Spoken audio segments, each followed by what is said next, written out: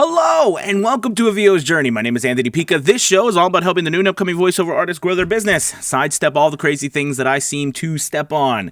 Today is Thursday, the 28th of January. We only have a couple more days, and then we're into February. We're almost to Valentine's Day, so make sure you don't forget that special someone for Valentine's Day, and also, it's a good opportunity to offer some discounts for your clients. Anyways, getting that out of the way, welcome. I'm excited to talk to you about today's topic. We had a great question in a VO's Journey Facebook group by Tom, and the question that he raised, I think, is on a lot of voiceover artists' mind, and we always talk about this occasionally, but it is definitely a very I would say sensitive topic, and it's the topic on pricing. But more specifically about rights and how to charge for rights, whether that is long-term, whether that is usage rights, or buyout rights in perpetuity, that kind of stuff. You know, what do we do? What do we charge? There is a group of, people over here that say one thing. There's a group of people over here that say one thing. There's people in the middle that do both. It can be kind of confusing. And I thought this would be a good opportunity to just tell you kind of my thoughts on it. And, it might give you insight into a different way of looking at it. Okay. So I think to know what this is all about is to understand kind of how the different parts of this work, right? So many voice actors and people, especially in SAG-AFTRA and union actors and such, base their work off of the time that they are actually paid for to work, to be in a studio and record, and then also a right to use their intellectual properties in the form of royalties, if you were, right, to use their properties for a limited amount of time.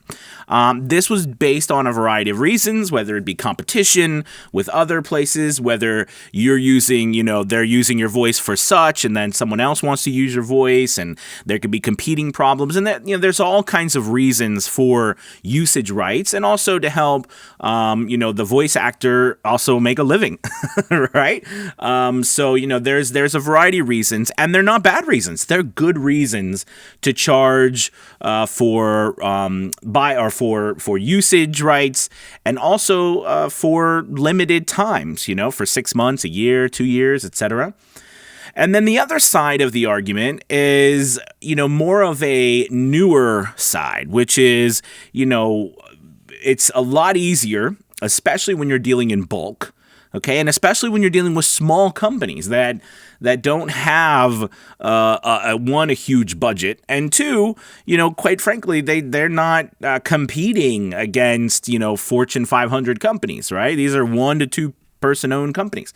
But anyways, the idea is that it's easier just to set a buyout rate, and when someone buys that, they can buy it out, and it's in perpetuity. Now, don't get me wrong. On the union side or on the usage side, you can also buy out there. You can also do a buyout, and they have the rights in perpetuity.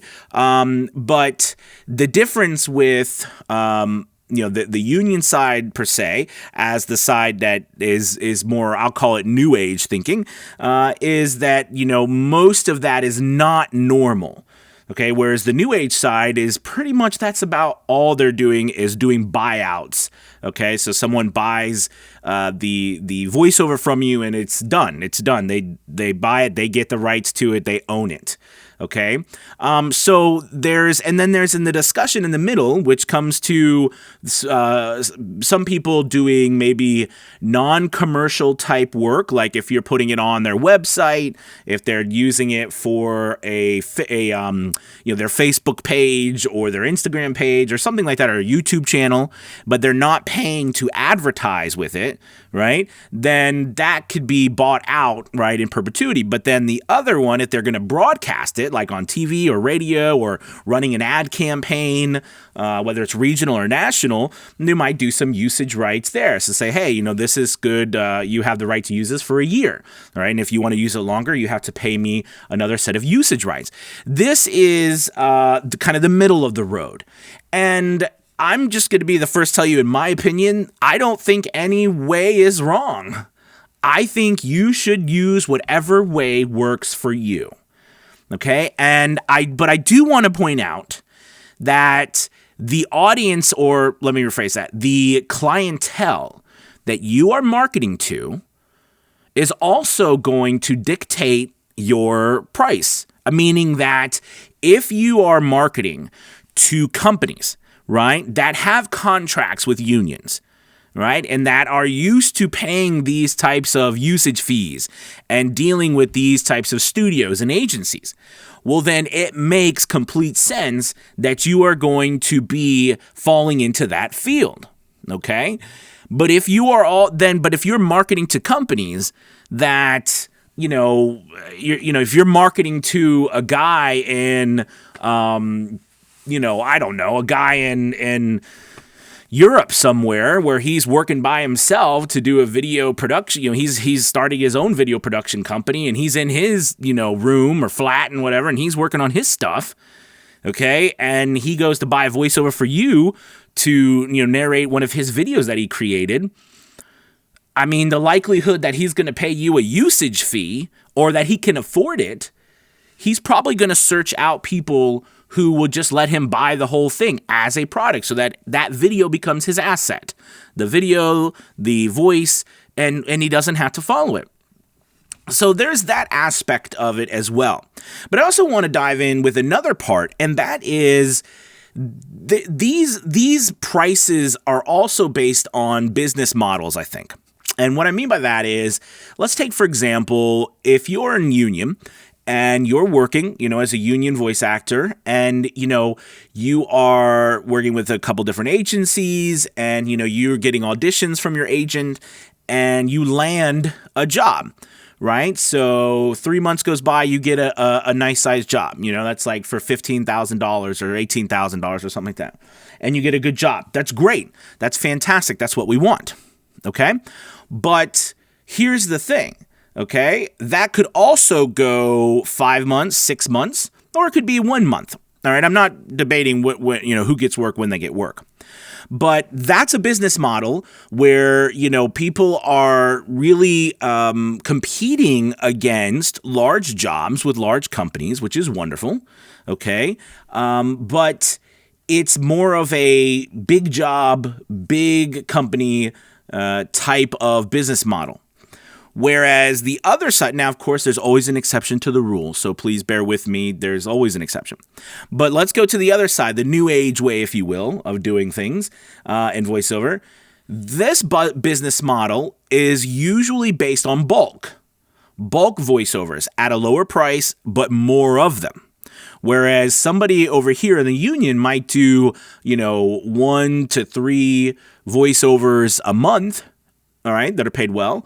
You might have somebody over here in the new age who does 50 to 100 to 150, to some people ranging up to 500 to 600 voiceovers a month. And if you listen to a VO's Journey podcast, I've interviewed some people who are doing that many voiceovers a month.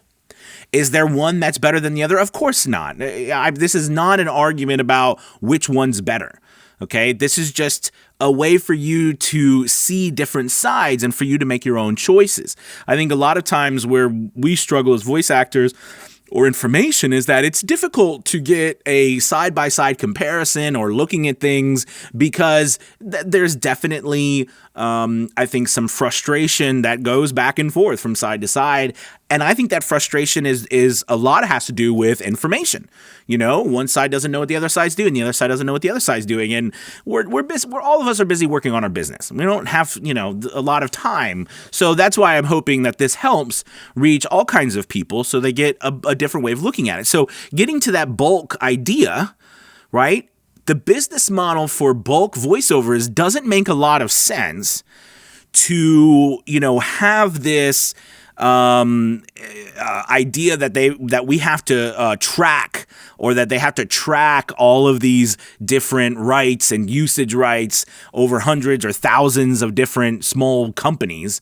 All right. And, can you imagine doing, thousands of voiceovers, okay, in a year, thousands and thousands.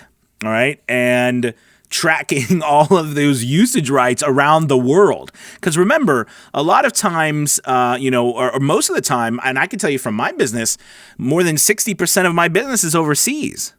Okay. Now, again, the bulk of my business from one country comes from the US, but total 60% or more than my business is from overseas, which means that SAG-AFTRA rules aren't applying to other countries' rules.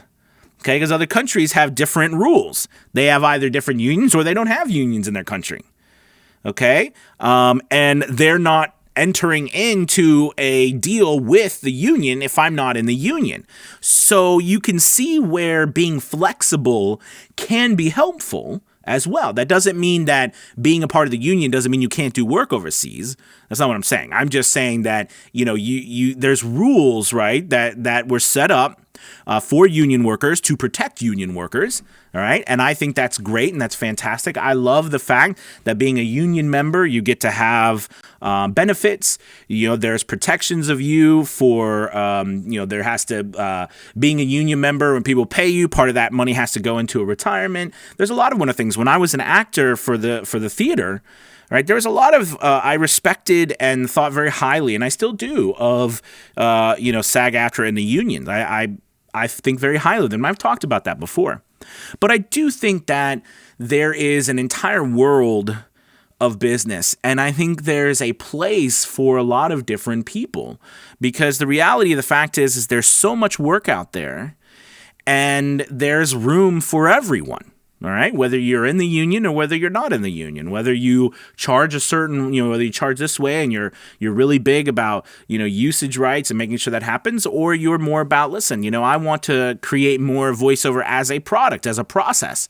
So where you go through my process and the voiceover is yours and then move on to the next project. Do you know what I mean? I mean, I think that there's a room for both, and then I think there's a middle too. And I would say that if you are considering which one to choose, in the end, really take a look at your clientele, all right, and decide, okay, what clients do I want? Okay, do I want to work with really larger companies that have this budget, that are going to have these contracts with SAG-AFTRA, who have to pay these things, or do I want to work with companies who are maybe not, don't have contracts with SAG-AFTRA? Maybe you want to work with both, in which case you're more in the middle. I don't think it has to be one or the other, and I will say, and this is an understandable thing, because I do think this upsets a lot of people, especially in the union, and rightly so. I'm going to give that to the union, that they should be upset in the sense that there is a change in the fact that people who are not in unions and who are charging different rates, people over here, businesses, right, if they have options, all right, they're going to look at all their options, and if the options for the business make more sense over here financially, that's going to leave a hole over here. And that's upsetting. I totally agree with that. But I do think that there is a place for both, and I think if we can embrace that, then I think that we as a community could work together. But that's pie in the sky talk. Maybe someday we as a whole community in voiceover can work together. But I hope in the meantime that at least this information can give you an idea. And again, this is not a hard line. There's people on the union side, there's people on the non-union side that do both back and forth. But I will say that in the end, this is about you and your decision for your business. Okay, and whether you want to go down that route or not. Okay, or you want to be in the middle. Okay, I love being in the middle. All right, but I love the idea of the union.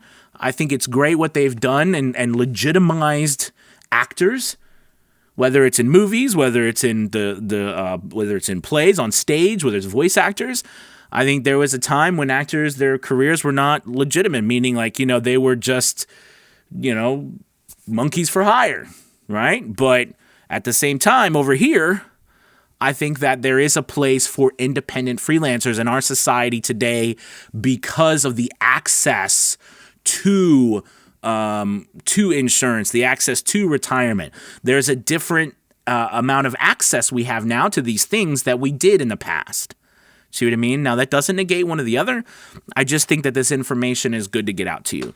Thank you guys so much for watching. Please feel free to leave a comment below about, what you see happening. But, but please, let's keep it to a point where we're being constructive and kind about it. Because again, emotions, when people are talking about our livelihoods and how we feed our family, I mean, they run high. So, but it's good to keep this, I think, dialogue going so that we can grow and move forward as a community in voiceover. So thank you guys as always. Please like, subscribe. I appreciate it. And as always, I will see you tomorrow for the live show of Fiverr Friday. And I hope you have a wonderful Thursday. All right, you guys. Talk to you later. Bye-bye.